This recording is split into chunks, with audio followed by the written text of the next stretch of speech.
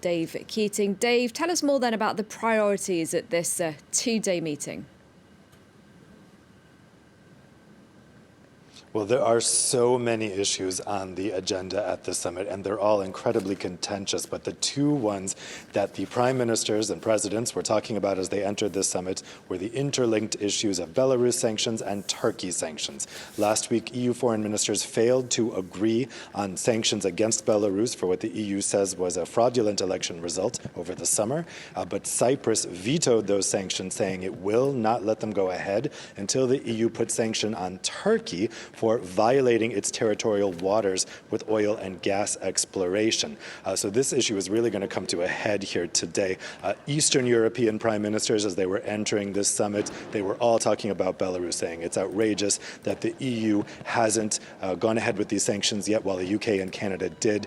And then you had French President Macron coming in and siding more with Cyprus, saying that we really need to stand firm when an EU member state's territory is being violated. And then you had Angela Merkel coming in and sounding very cautious about any sanctions and saying diplomacy needs to be the number one tool. So we'll see. The big thing to watch here today is if Cyprus can be convinced to end this veto, either by the EU member states agreeing to sanctions against Turkey or maybe some other kind of message or condemnation against Turkey. Even if they do decide that, then it will be yet to see if any sanctions actually take place. What we're probably going to end up with here is language condemning both Belarus and Turkey, but the key is how strong. So what do you think then the chances are, the likelihood of them reaching an agreement on both of these contentious issues is?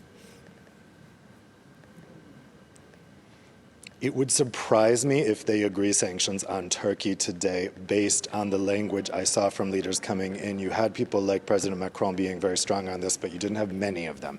And so the key will be to see if Cyprus can end its bloc.